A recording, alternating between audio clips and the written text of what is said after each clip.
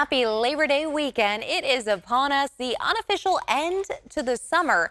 And we are expecting to see warm temperatures to kick it off for your Saturday. Expect temperatures in the mid 90s, so that warm start does kick off the actual weekend here for us. But getting into Sunday, we'll start to see that cool down on the way. 91, low 90s expected Sunday as we begin to get a trough into the area, bringing some cooler temperatures from the north. And the actual Labor Day there on Monday looking to be about 88, 89 degrees. So just a beautiful day ahead as we'll be looking at temperatures below average, the average mark about 92 degrees. Now we do have some wildfire danger ahead. I know a lot of people like to spend time outdoors this Labor Day weekend, especially going camping, but we are seeing some high potential out there for fire outbreaks. So the danger level will be high this weekend, and we could expect to see some of those winds also picking up. So just make sure you're keeping an eye on the campsites around you, especially yours, making sure everything is extinguished. The fire potential for the weekend ahead is expected to be moderate to high. We are looking at very dry conditions. You can see in that brown shade there, dry, moderately dry conditions. We do not have high winds yet in place, but we do expect to see a few shifts happening for us as we begin moving from Sunday to Monday. That trough enters the area. That's a center of low pressure system to the northwest of us that will be cooling us down. But along with it does come some strong winds that'll be pushing not just through our normal delta zones there, but also expanding inland through the north and into the south and through the Central Valley, all the way up even into those foothill spots. So any fires that break out could move quickly from Sunday to Monday due to the fact that we're still very dry out there, and we are looking at those temperatures at least warm Saturday, cooling down Sunday, but not enough to really keep us at a humidity much higher. Will be still low humidity levels at that point. So please, with your camping safety, just know the weather forecast, and that's why I'm giving that to you now. It will be cooling off for us, but humidity levels will still be dry. We'll still be looking at low levels there. Notify your family and friends of all your plans and where you plan to be.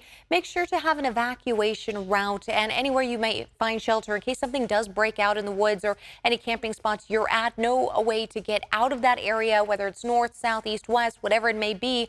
A plan to get out of that zone quickly, and make sure you're packing the essentials. Not only just, of course, you should always have that safety kit with you, but sometimes that weather radio really helps when your phones do not work. And of course, having a charged phone will be helpful, especially if it does work. Let's talk about what we've been dealing with when it comes to the month of August. We are rounding it out now with temperatures in the triple digits to start the month off. And at the end of the month now, we are pushing the upper 90s. We do expect to see about 96 degrees for the 31st. And that'll put us then at about 19 days above average. And average for August is about 93.5 degrees. But the average to date has been about 94.7 degrees. And that's because we've seen a lot of our below average temperatures even dropping down as low as 78 degrees for the 23rd and 24th when we did get that pretty big storm in our area.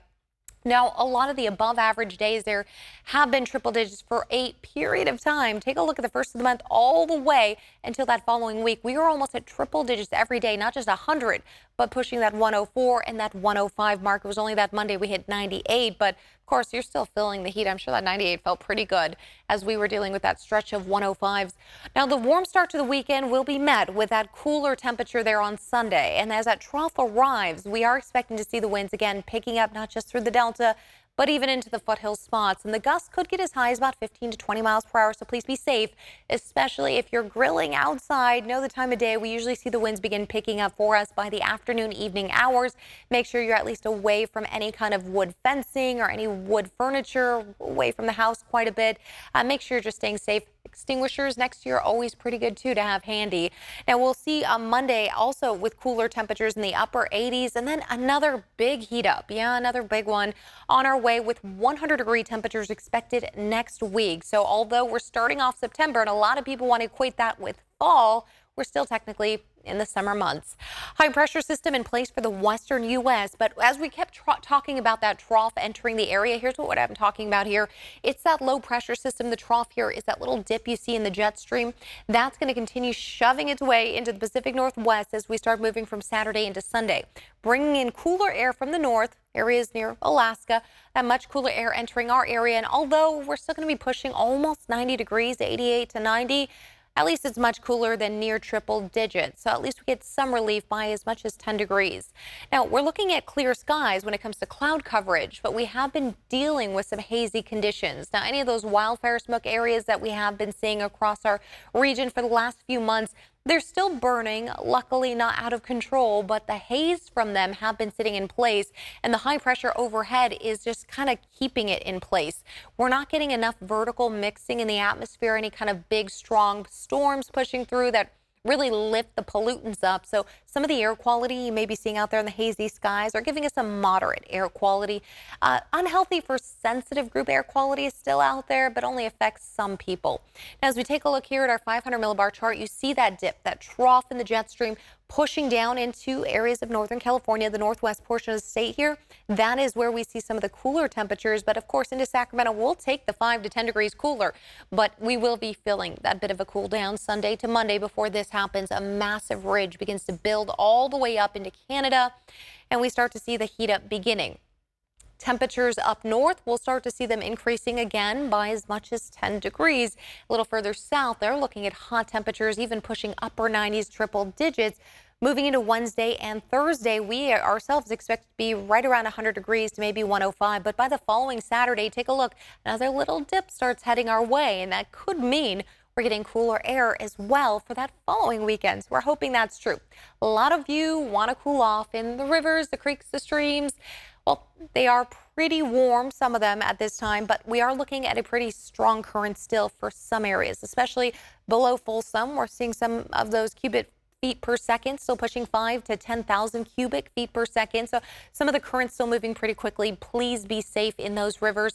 The Sacramento River at about 69 degrees by the afternoon, evening hours. 78 San Joaquin and Stockton there. Tuolumne River still chilly at 56 degrees. And if you're in the high Sierra and foothill waters, you're looking at anywhere from 55 to about 65 degrees. Now, for our temperatures Saturday for the foothills, we will still be dealing with warm temps in the mid to upper 90s, but overnight lows are decent. You're looking about mid 50s and low 60s. So although we have been heating up in the daytime hours, the overnight lows aren't reflecting that. We're still seeing a bit of a cool down. We're getting that at least relief into our overnight. Bay Area, if you're headed there Saturday, upper 60s to low 70s. San Francisco to Oakland, 80 in Santa Rosa with 85 degrees in Napa. Pretty nice there for wine tasting this weekend. Low 90s Rio Vista and Antioch. And then for the Valley, you're looking at mid 90s to upper 90s, triple digits Colusa and Yuba City. Now with our 10-day forecast, we do anticipate seeing again that cool down. It should be gradual, mid to low 90s and upper 80s, but what's not gradual is Tuesday. We'll be jumping up as much as about almost 10 degrees Tuesday, with by Wednesday and Thursday about 100 degrees. Now, previous model forecasts did show these days here at about 105. Right now's current model is showing it back down to about 100. So we're going to wait and see whether or not this does equate to 105 or about 100, because that will dictate whether or not we do weather impact days for you because of how powerful that heat is going to be for us. Right now, though, we're seeing a gradual increase for these 2 days. So right now we're okay. So just get used to those hundreds again, but upper 90s to mid 90s and then even upper 80s again that following weekend.